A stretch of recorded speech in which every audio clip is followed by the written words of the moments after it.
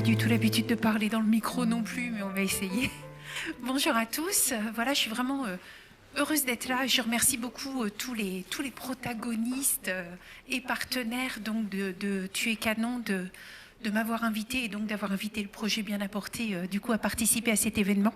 Pour nous, c'est une grande fierté, d'autant que pour nous, Tu es canon sont nos cousins suisses, puisque nous, on vient de France. Voilà. Donc effectivement, je suis directrice d'un laboratoire qu'on a appelé Bien Apporté. C'est un laboratoire qui a été créé par une association qui s'appelle Cover Dressing, Cover pour collectif autour du vêtement ergonomique, mais je ne vais pas vous perdre dans les noms. Alors ce laboratoire, c'est un laboratoire de recherche sur les problématiques d'habillement des personnes concernées par une pathologie ou un handicap. On se positionne comme une interface entre l'univers, enfin les métiers du prêt-à-porter et les personnes qui ont une maladie ou un handicap.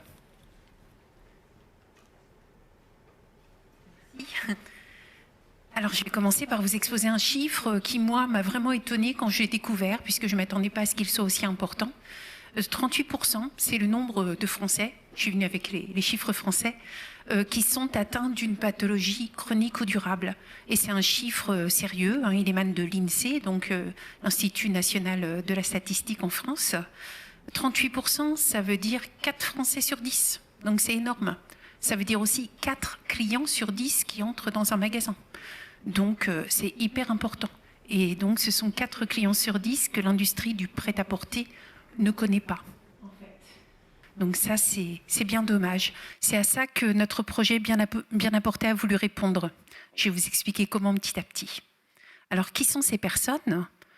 Ces 38% de Français sont des personnes donc, qui ont des problématiques physiques ou physiologiques, ou les deux, qui génèrent des troubles, des contraintes, qui peuvent être des troubles d'ordre moteur, d'ordre sensoriel, d'ordre cognitif, d'ordre fonctionnel, des non-conformités physiques, entre guillemets, etc. Et en tout cas, tous ces points-là affectent leur habillage quotidien et par conséquent le choix de leurs vêtements.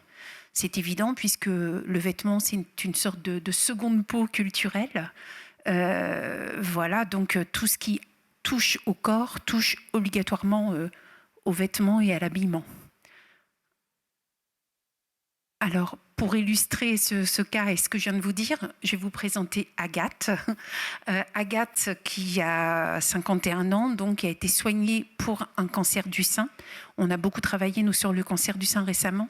Alors Agathe, lorsqu'elle fait son shopping, c'est hyper compliqué. Parce que d'abord elle ne dit pas, alors elle est très représentative, on a fait une enquête auprès de 250 femmes atteintes d'un cancer du sein, donc tout ce que je vais vous dire là est très représentatif de ce qui est ressorti de cette enquête. Donc déjà elle ne dit pas à la vendeuse qu'elle a eu un cancer du sein quand elle demande un conseil. Elle ne le dit pas parce que de toute façon la vendeuse n'y connaît rien, voilà, et qu'elle ne saura pas la renseigner. Donc du coup, elle préfère ne pas le dire pour continuer à être regardée comme une cliente comme les autres. Par contre, pour elle, s'habiller, c'est vraiment important, puisque d'abord, les vêtements qu'elle avait avant son opération, pour la plupart, ils ne lui vont plus. La coupe n'est plus adaptée.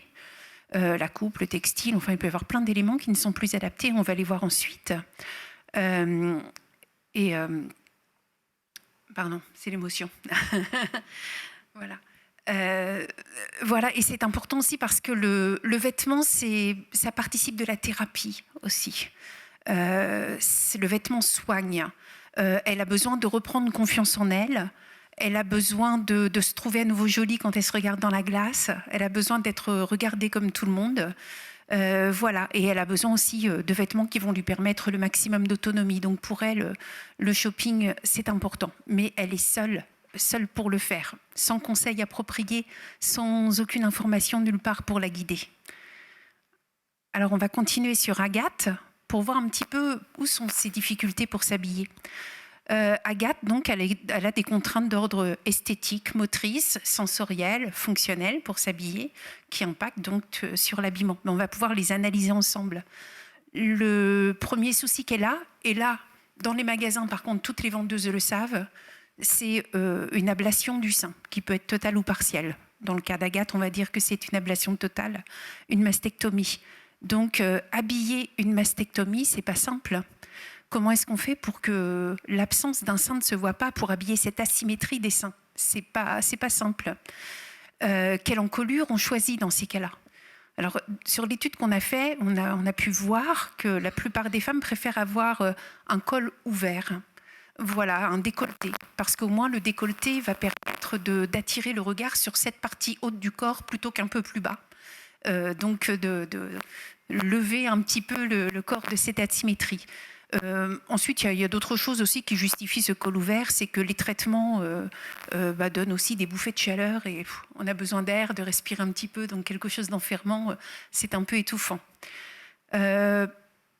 Par contre, elle a d'autres contraintes esthétiques qui se posent. Celui de la cicatrice, là, que j'ai mise un petit peu en transparence. Voilà, souvent, il y a des cicatrices qui sont même assez débordantes, qui barrent la totalité du sein, mais qui peuvent aller plus loin aussi sur le sternum, sur le thorax. Donc, il faut faire attention au col. C'est bien qu'il soit ouvert, mais il ne faut pas qu'il soit trop profond pour ne pas laisser les cicatrices dépasser. Non seulement parce que les femmes ne le veulent pas, mais souvent parce que ça suscite des interrogations aussi de la part des personnes qu'elles rencontrent, et puis elles n'en ont pas trop envie. Ça les replonge dans la maladie à chaque fois, et ce n'est pas le prisme par lequel elles ont envie d'être regardées. Ensuite, alors il ne faut pas que le col soit trop profond, comme on l'a dit, mais il ne faut pas non plus qu'il soit trop large, parce que de l'autre côté, il y a la chambre implantable, que je vous ai dessinée ici aussi, c'est-à-dire c'est un petit dispositif qui est destiné à recevoir les traitements comme la chimiothérapie, etc., tous les traitements injectables. On reçoit tellement d'injections qu'il vaut mieux qu'il y ait un dispositif qui permette d'éviter les multiples piqûres et qui accueille toutes ces solutions injectables. Alors, ça ressemble à quoi? Ça ressemble à une sorte de petite, comme les piles de montre, un peu. Voilà, c'est glissé sous la peau. Donc, ça fait à peu près 2 cm, 2 cm et demi de large, quelques millimètres d'épaisseur, mais ça fait vraiment comme si on avait une petite pile glissée sous la peau. Il faut une petite incision pour la mettre, donc ça fait une petite cicatrice. Et quand on l'enlève, après plusieurs mois, voire années de traitement, et ben là, on fait une deuxième petite incision par-dessus pour la retirer. Donc, quand il n'y a plus la chambre implantable, il y a encore les traces, la cicatrice de la chambre implantable. Donc, c'est quelque chose qui se situe juste sous la clavicule et que la femme a envie de cacher. Donc, elle va éviter aussi les cols carrés trop larges ou les cols danseuses ou ce type de col-là. Ensuite, j'ai commencé à parler des cicatrices tout à l'heure. Il y a une autre cicatrice qu'on ne connaît pas, que les vendeuses en tout cas ne connaissent pas. Lorsqu'une femme a eu un cancer du sein, c'est la cicatrice sous l'aisselle. À titre préventif, on retire des ganglions sous l'aisselle, sur toute cette partie-là, de façon à ce que le cancer ne se propage pas s'il reprend. Ce qui veut dire qu'il y a une cicatrice sous l'aisselle, donc il faut y penser pour l'habillage. Les coutures qui peuvent gratter un peu sous les bras, ça va être vite très désagréable. Ou alors les emmanchures beaucoup trop larges avec des manches courtes qui laissent apparaître à la cicatrice. Ça peut être quelque chose d'assez déplaisant parce que c'est assez rare quand ces cicatrices elles sont propres. Souvent elles peuvent être un peu avoir des reliefs, des rougeurs, c'est pas obligatoirement très joli, donc les femmes préfèrent les cacher aussi. Et suite à ce curage axillaire, il y a bien souvent aussi un gonflement du bras, ce qu'on appelle un lymphœdème. On parle de lymphœdème dès que le bras est de plus de 2 cm plus gros que l'autre. Mais 2 cm, c'est gentil, parfois ça va bien plus loin que ça. Donc les femmes doivent porter... quand elles le veulent ou quand elles le peuvent, en tout cas pas en continu parce que c'est assez désagréable à porter, c'est un manchon de contention. Donc il faut y penser aussi pour l'habillage. Et puis penser à ce bras aussi qu'il faut habiller. Donc du coup, il faut choisir des vêtements dont les manches vont être assez épaisses pour accueillir les 2 bras sans marquer la différence en fait. C'est pareil pour le bas de manche, il ne faut surtout pas qu'il y ait d'élastique ou qu'il soit resserré en bas, déjà parce que c'est très désagréable au ressenti, et puis aussi parce que de toute façon un élastique ou tout ce qui pourra serrer, ça va faire gonfler encore plus le lymphœdème, donc ça va être très désagréable. Donc là on a abordé que les contraintes esthétiques. Les vendeuses, elles n'en connaissent rien du tout, ou alors 2%. Voilà, et je parle des vendeuses, mais c'est pareil pour les stylistes, c'est pareil pour tout le processus de production des vêtements. Alors, Agathe, on va continuer, elle a aussi des petits soucis moteurs maintenant. Depuis toutes ces opérations, Et ça concerne à peu près la moitié des femmes qui ont eu un cancer du sein, qui ont eu une mastectomie, une tumorectomie, il y a des difficultés de mobilité du bras. Donc là, autant tout à l'heure, et ça je vais commencer à utiliser notre jargon, on parlait de problèmes esthétiques donc qui sont en lien avec le bien porter le vêtement. Là, on va être sur le bien enfiler le vêtement. À partir du moment où on ne peut pas lever le bras plus que ça, ça commence à être compliqué d'enfiler un vêtement. Donc le bras est gonflé, souvent il manque de force, la main manque de force aussi. Et voilà, donc c'est encore quelque chose qui contraint le choix des vêtements lorsque Agathe fait son shopping, parce qu'il va falloir qu'elle trouve un vêtement qui a tous les critères esthétiques dont je parlais tout à l'heure, mais qui en plus devra être facile à enfiler. Alors la facilité d'enfilage, ça peut être, avec ce bras difficile, ça peut être soit une coupe qui est large, ça peut être des emmanchures assez, très descendantes ou très larges, de façon à pouvoir y passer facilement le bras. Ça peut être aussi une matière assez élastique pour qu'on puisse tirer dessus et enfiler le vêtement plus facilement. Ensuite, Agathe, alors je continue dans le portrait d'Agathe, elle a aussi des soucis d'ordre sensoriel. Alors là, il y en a plusieurs déclinaisons. D'abord, à cause des traitements, elle a une sensibilité cutanée très forte. Donc, elle doit être très attentive au textile qu'elle va porter, puisque il y a plein de textiles qu'elle ne supporte pas. Puis comme je le disais tout à l'heure, elle a aussi des bouffées de chaleur avec les traitements. Donc du coup, il faut aussi éviter les synthétiques ou des matières qui font transpirer, qui vont accentuer encore ces bouffées de chaleur. Elle a aussi... alors, elle peut avoir un trouble de la posture aussi, ça arrive souvent dans le cadre d'une opération du sein. C'est ce qu'on appelle l'attitude de protection du sein. Donc, elle va recroqueviller son épaule, ses réflexes en fait, pour protéger le sein qui a été retiré. Et ça, alors là, du coup, ça joue aussi sur l'encolure, les cols bateaux, tout ça. C'est compliqué quand on a ce genre de trouble de la posture parce qu'après, ça glisse, enfin, on ne porte pas bien, on ne se sent pas bien avec. Voilà, comme trouble, enfin là j'ai un peu dévié, mais comme autre trouble sensoriel, elle peut avoir aussi, suite à cette ablation du sein, un peu des troubles de l'équilibre, ce qu'on appelle des troubles de la proprioception aussi, c'est-à-dire que voilà, des troubles du schéma corporel en gros. Donc là ça peut jouer aussi, parce qu'autant les vêtements amples c'est bien, mais quand on a des troubles de la proprioception, c'est pas ce qu'il y a de mieux pour bien prendre à nouveau la notion des contours de son corps. Et puis surtout, elle a quelque chose de très embêtant. Ça concerne alors là à peu près 30% des femmes qui ont eu un cancer du sein. Ce sont des troubles de la sensibilité au toucher. Donc la peau est très sensible, mais en plus, il y a une perte de sensibilité au niveau de la pulpe des doigts. Et ça, c'est très gênant pour manipuler, par exemple, des systèmes de fermeture, des boutons, voilà, quand on ne sent pas ce qu'on touche, on ne s'en rend pas compte quand on ne le vit pas, mais c'est très, très handicapant. Donc, je vous ai parlé de difficultés à bien porter le vêtement. Il faut choisir un vêtement pour bien le porter. Des difficultés pour enfiler le vêtement. Des difficultés donc pour boutonner, pour manipuler le vêtement. Et en fait, nous, on travaille toujours sur cette grille de lecture au sein de Bien à porter. C'est ce que j'appelle les 4 dimensions d'usage du vêtement. Donc, enfiler le vêtement, le supporter donc au regard aussi. J'ai oublié tout à l'heure de parler... non, j'en ai parlé, de toutes ces sensibilités cutanées suite au traitement. Donc le supporter aussi à cause des gonflements, ça c'est quelque chose que j'ai oublié de dire, parce que j'ai parlé du gonflement du bras, mais les traitements hormonaux font aussi qu'on a parfois des gonflements intempestifs au fil de la journée. Le corps qui gonfle, le ventre qui gonfle. Donc il faut aussi pouvoir supporter un vêtement qui accepte ces variations du corps. Voilà, il faut bien pouvoir le porter joliment et le manipuler aisément aussi. Alors nous, notre travail, c'est d'examiner les vêtements au regard de ces 4 dimensions d'usage du vêtement que l'on a définies et de les mettre en rapport. Alors c'est peut-être un peu compliqué, vous me direz si ça l'est trop. Mettre tout ça en rapport avec tous les éléments de composition d'un vêtement, c'est-à-dire son textile et son motif, c'est important aussi. J'en ai pas parlé tout à l'heure, mais lorsqu'il manque un sein, il y a certains motifs qui vont permettre de camoufler un petit peu ça aussi.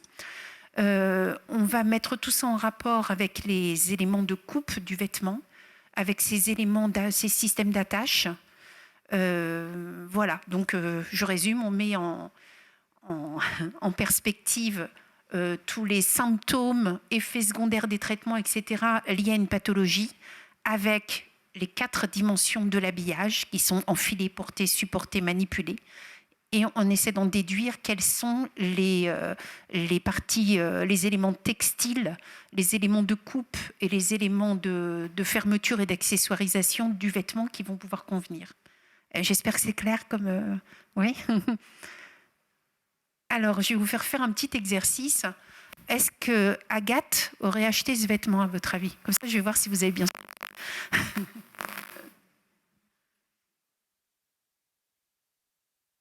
Laisse l'observer quelques instants.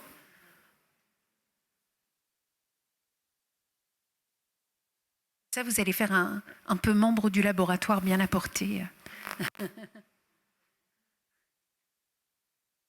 A priori, qui dirait oui? Oh, pas grand monde, hein. Est-ce que ça veut dire que tout le monde dit non? Tout le monde dit non? Et à cause de quoi, du coup? Ouais, pour les... Super, ben je vous embauche, c'est bon.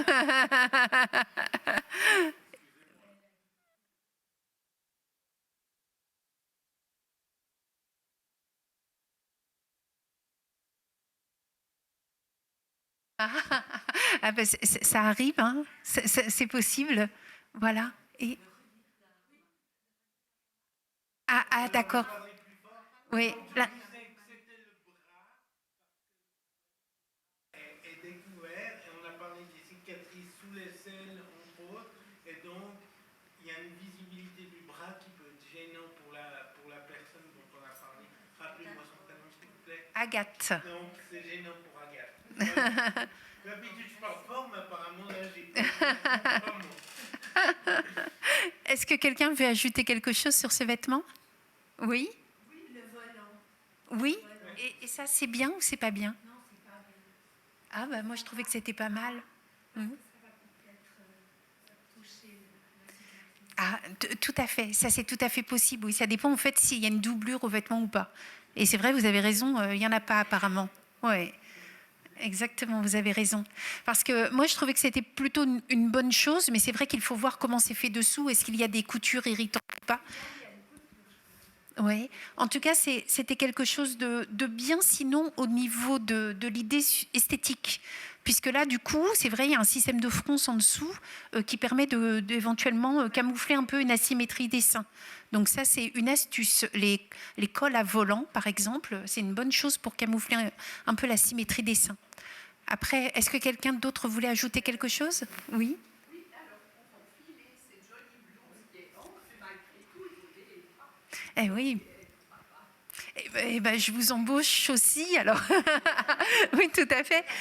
C'est exactement le cas, effectivement, pour l'enfiler, comme c'est un vêtement 100% coton, donc ça c'est top. Mais par contre, effectivement, il va falloir lever les bras. Peut-être effectivement que sous l'aisselle, la couture peut gratter un peu, ou en tout cas rendre cette cicatrice visible. Après, moi je dirais que le col est plutôt pas mal. Ça aurait été pas mal s'il avait été peut-être un petit peu plus ouvert, effectivement, mais bon, c'est plutôt bien.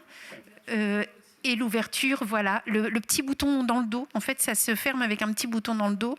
La femme qui a des problèmes de mobilité, voilà, elle va ne pas pouvoir l'enfiler et ne pas pouvoir le fermer. Donc, oui.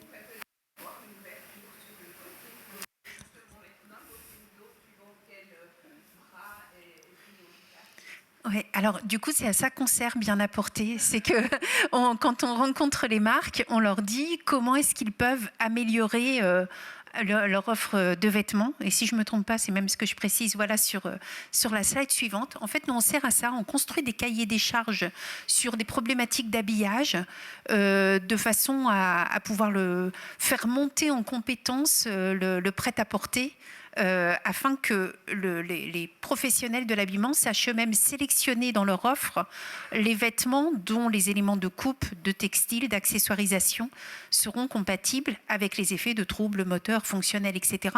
Et même qu'ils puissent améliorer leur offre, c'est-à-dire en prenant tous ces critères en amont dès la phase de production du vêtement pour l'améliorer.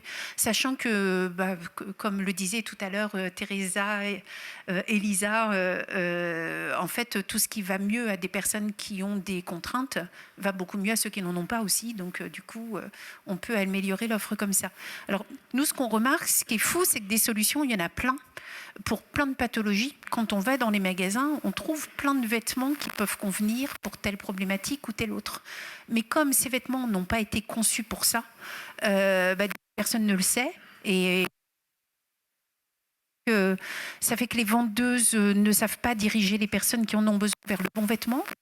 Au-delà de leur handicap ou de leur pathologie, elles sont obligées de chercher elles-mêmes pendant des heures pour le trouver. Donc le shopping plaisir, c'est plus vraiment ça. Là, ça devient le shopping challenge. Donc c'est un peu compliqué. Voilà, je crois que j'ai tout dit là, sur ce plan-là. En fait, nous, ce qu'on remarque, c'est que effectivement, il y a de quoi répondre à beaucoup de problématiques de santé dans les magasins. Et que la difficulté, donc c'est ce lien, ce n'est pas un problème. On dit toujours que dans la formation, il y a le savoir, le savoir-faire, le savoir-être. Moi, je dirais qu'à la limite, le savoir-faire, ils l'ont. Ils l'ont pour beaucoup de problématiques de santé. Ils l'ont déjà. Ils savent faire du vêtement, c'est leur métier, ils savent faire. Et ils savent inventer des vêtements de toutes sortes. Et en plus, maintenant, il n'y a plus vraiment de mouvement de mode, donc ça permet vraiment d'être libre dans la création. Mais il manque le savoir, c'est-à-dire la connaissance du public. Il y a quasiment 4 Français sur 10 dont ils se moquent éperdument des besoins. Alors après, ils courent après des marchés de niche, mais enfin, c'est gentil, mais enfin, là, ils ont une niche de 40% de la population, c'est plus une niche, quoi. Donc, ils passent complètement à côté. Et puis, un problème de savoir-être aussi, parce qu'effectivement, ils sont complètement démunis face au handicap, quoi. C'est... Comment ? Non, il n'y a pas de volonté, parce qu'il y a la trouille, je crois. Donc... Alors maintenant, je vais continuer les histoires de dames. Voici Julie, qui elle-même est conseillère de vente. Donc, si je voulais vous en parler, c'est parce qu'on a fait une petite enquête aussi auprès des conseillers et conseillères de vente.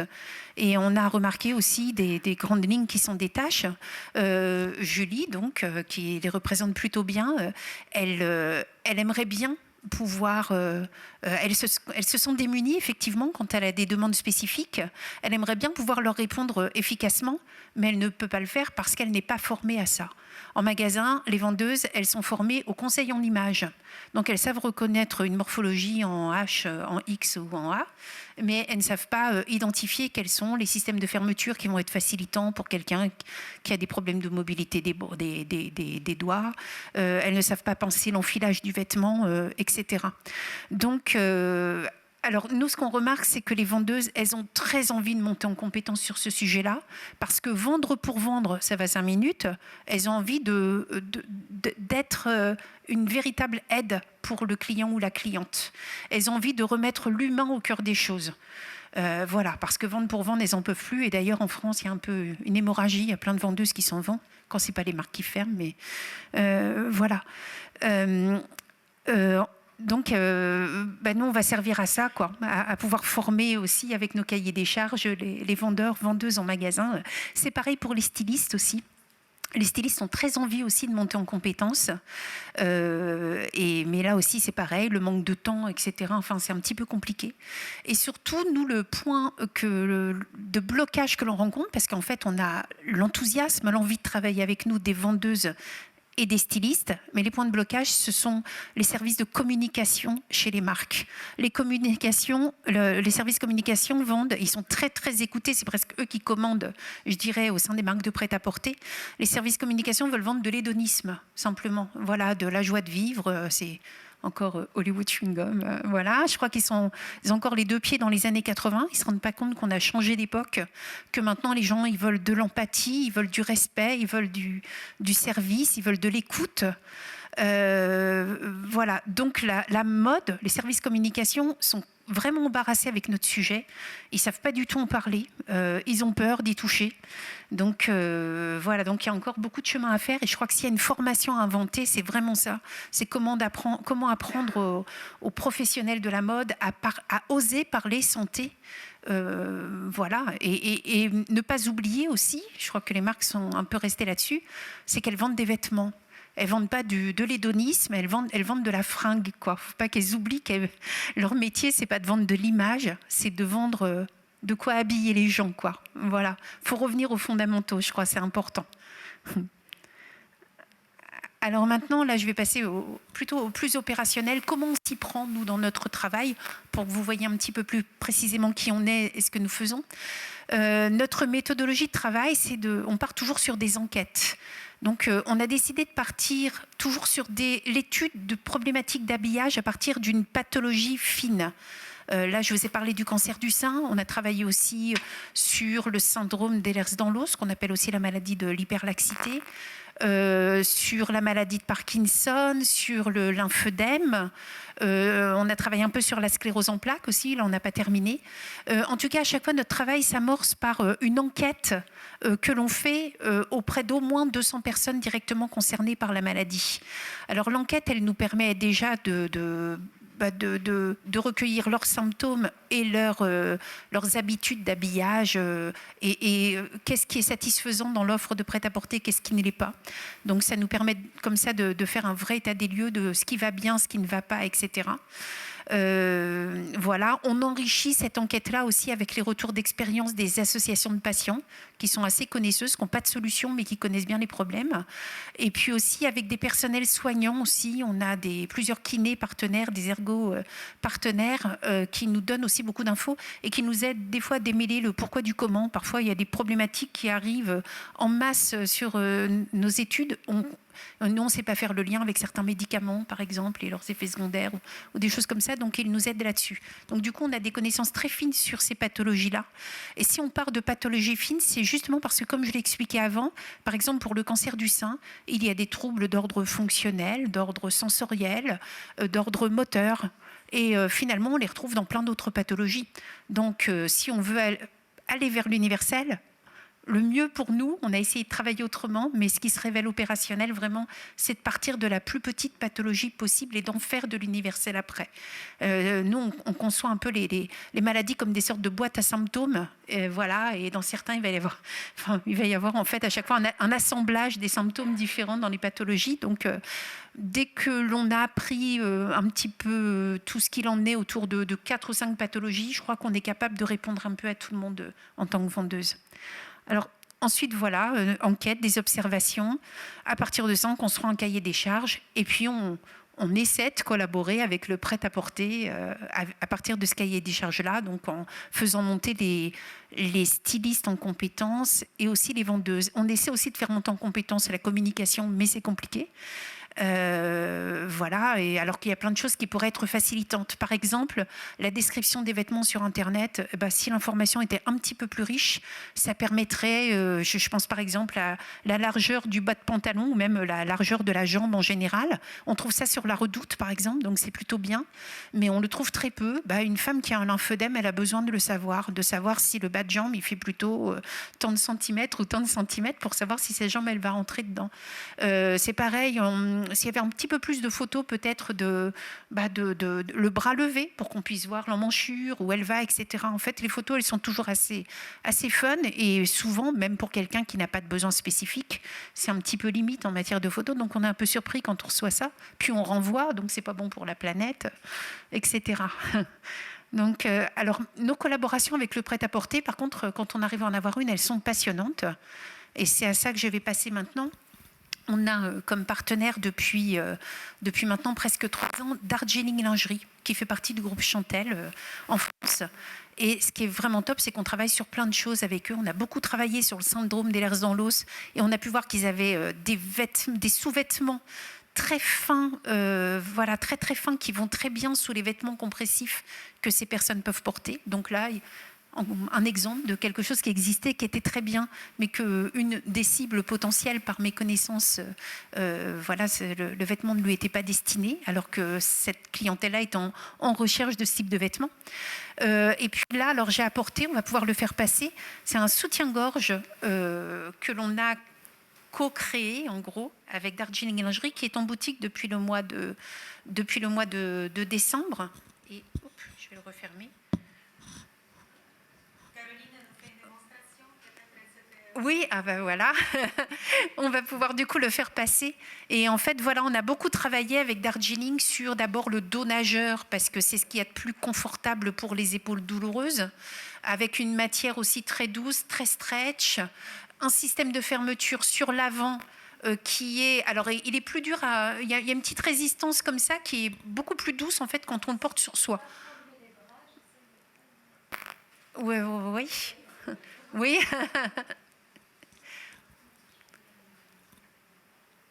On peut tirer dessus, hein, faut pas hésiter, hein, c'est assez élastique.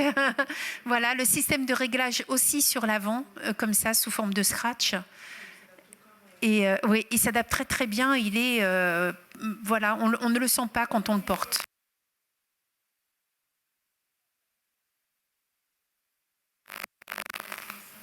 Oui. Notamment sur une femme de plus de 90 ans qui avait eu un cancer du sein avant, qui avait des gros troubles de la mobilité. Là, on filait très, très facilement. Seul souci qui maintenant, oui, le seul souci qui nous reste, c'est tout ce qui est gradation maintenant, puisque effectivement, il y a des problèmes de taille, voilà, avec les marques de lingerie, et ça, elles ont beaucoup de mal aussi, voilà. Et donc, ça, je vous ai mis l'image qu'il y a sur leur site internet qui présente le vêtement. Et puis ProMode aussi, avec qui on a travaillé, je crois que j'en ai parlé tout à l'heure, je ne sais plus. Voilà, donc les ateliers qu'on a pu faire avec les stylistes de ProMode qui ont permis de détecter, faire une sélection dans leur offre des vêtements qui pouvaient convenir aux femmes qui ont toutes les problématiques que j'ai expliquées sur le cancer du sein. Et là, on va continuer maintenant en formant leur personnel de vente de façon à ce qu'ils sachent accueillir ses clients en magasin. Et là, du coup, j'arrive à la fin pour voilà, vous faire une annonce. Hein, au mois d'octobre prochain, on va sortir notre organisme de formation avec une application mobile donc pour des formations en e-learning qui vont permettre de former les vendeuses à partir de différents parcours. Donc le premier, ça va être le cancer du sein. Les vendeuses vont pouvoir se former sur un parcours de, je pense, autour de 5 heures environ, sous forme de toutes mini-capsules qu'elles pourront faire entre 2 clients, éventuellement, ou dans les transports. Voilà, pour savoir quelles sont les problématiques de la femme qui a un cancer du sein et comment on y répond, comment on lui pose les questions dont on a besoin sans être trop intrusif, etc.